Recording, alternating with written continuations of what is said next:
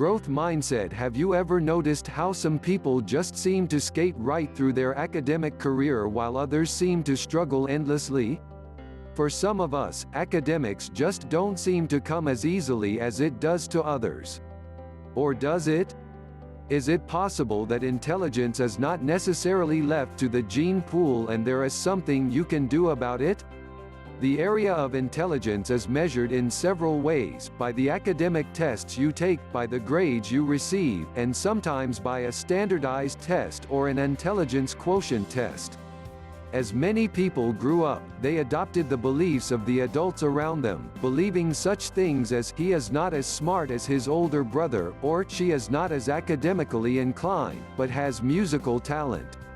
The idea or notion that you can only be either creative or academic is another potential story that you may have heard as a youngster. Maybe your big brother got the smart gene, and you got the creative gene.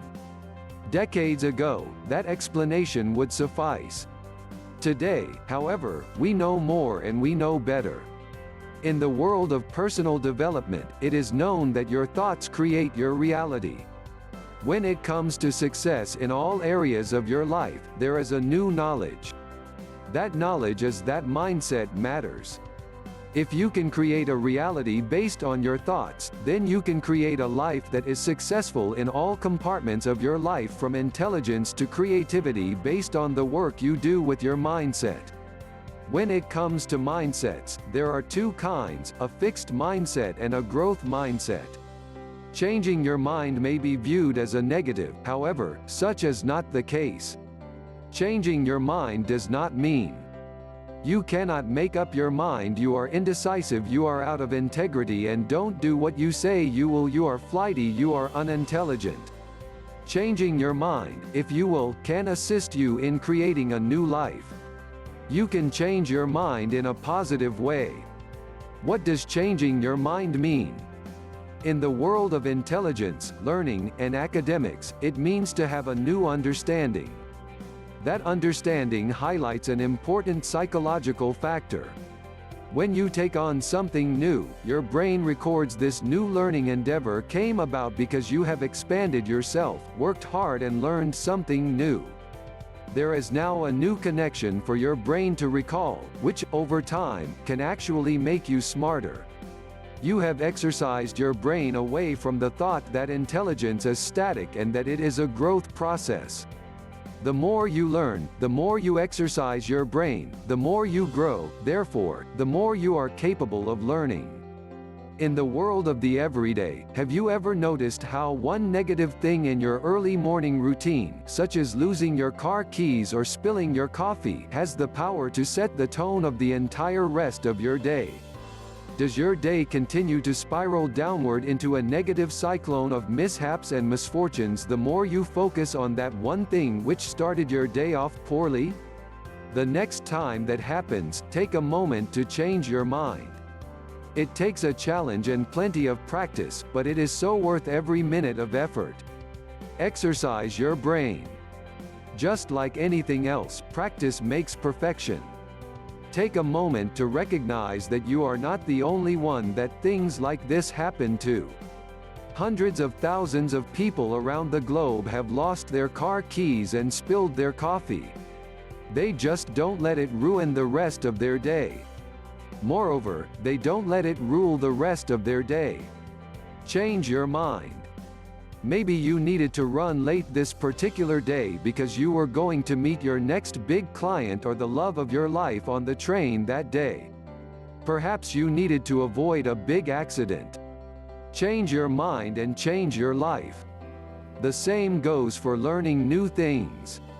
With a growth mindset, you can train your brain to view learning new subjects as a positive experience rather than a negative one. What if that new responsibility led to more money, a higher position, or a transfer with a promotion? This is how to view your situation from a growth mindset point of view. Is a roadblock a chance to host a pity party? If you have a deep subconscious belief that everything bad happens to you, then the chances are high that you invite roadblocks into your life. Sometimes it's easier to host a pity party than to come up with creative and intelligent resources to solve the problem at hand.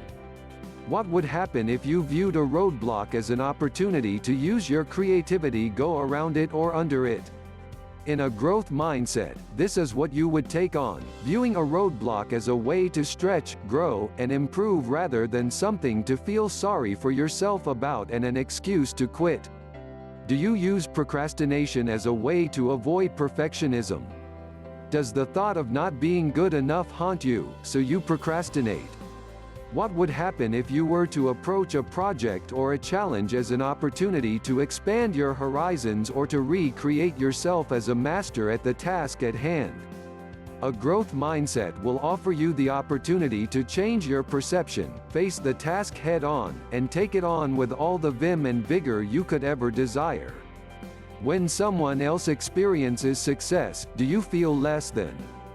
If someone else experiences success, you have a choice. Either you can be happy for them and inspired by them, making you want to strive higher, or you can feel resentful or jealous. Many people choose to allow the success of others make them feel bad about themselves. However, it does not have to be that way. Individuals with a growth mindset hold the belief that intelligence can be learned and developed, and it is not just for the elite few. It is available to anyone with a desire to improve. The brain is trainable. Do you view a challenge as fearful? When faced with a challenge, do you become overwhelmed and debilitated by fear, or do you grasp on tight and face it head-on? Your mindset will determine how you handle a challenge and ultimately what the outcome of that challenge will be, as well. People with a growth mindset know that a challenge is a way of doing things differently, thinking smarter and working harder. How to change your mind in order to change your life. Take a look at your own points of view. Take some time to evaluate your own points of view. Don't hold back, be completely honest with yourself. Do you have a more negative outlook on life? Do you even get annoyed in the company of others who take on a more positive attitude? Are you so set in your ways, you are unwilling to explore, learn, and recreate your life? If you've answered yes to any of these pertinent questions, then there is one more question to ask. Do you wish to take responsibility for using your mindset and do the work to create the most growth you could ever have imagined or hoped for in all areas of your life? Once you have examined your views and thought patterns and beliefs in total honesty, you are ready to move on to the next step. Is a challenge simply an excuse to quit? Is a roadblock a way to host a pity party? Do you procrastinate in order to turn away from perfectionism? When someone else experiences success, do you feel less than? Do you view a challenge as something fearful? Are you willing to be open to something new?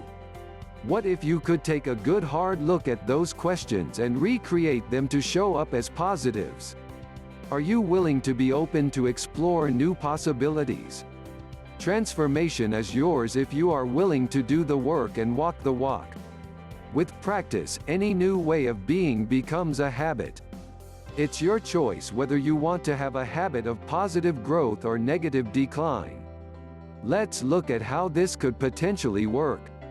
A challenge is a form of growth and not an excuse to quit. When faced with a challenge, it is easy to spend time and energy focusing on the challenge itself. The thoughts you think, such as it being too hard or why does this happen to me, also known as woe is me syndrome, can easily distract your energy from the task at hand.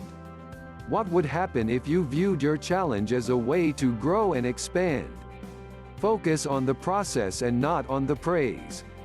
As a parent, are you tempted to praise your child for every success, both big and small? If you look at a new way of fostering a growth mindset, you will discover that praising the process is more effective. When your child figures something out and does a job well done, encourage and praise how, when and where they figured it out rather than the end goal itself. This encourages learning and growing and teaches children how to come up with creative and intelligent solutions rather than focusing only on the end goal. Use constructive criticism. Criticism of any kind is thought of in a fixed mindset way, as though it is negative. However, constructive criticism offers a new model and method of teaching by showing what doesn't work and questioning what will work. By offering constructive criticism, it gives them the opportunity to figure out how to fix something in a positive light. Steps to developing a growth mindset. Learning. In a fixed mindset point of view, you will want to learn as much as you can for the sake of looking good. Being intelligent means that you look good and others will be impressed by your intelligence. However, on the other hand, a growth mindset will curiously and intriguingly inquire, ask questions, and want to learn more. With a growth mindset, you will want to learn and will be focused on learning rather than perfecting the grade. A fixed mindset might view the A as the end of learning, that the ultimate goal has been reached. A growth mindset has no problem taking on more learning in exchange for the perfect grade. Hard work. In a fixed mindset, it is easy to fall into the trap of believing that if you have to work hard, you are not actually smart. A growth mindset will highlight that hard work and effort equate being the best you can be at something.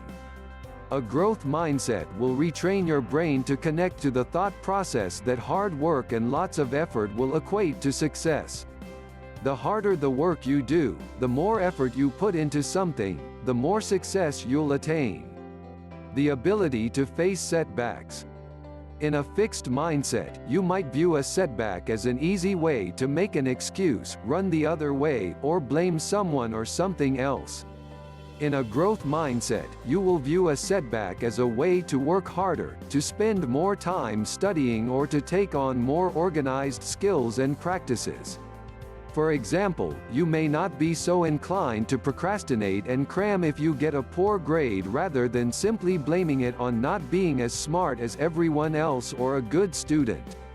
Now that you see a few differences between a fixed mindset and a growth mindset, you will understand that having a growth mindset is an achievable goal. If you want to opt in for a growth mindset, remember some important tips.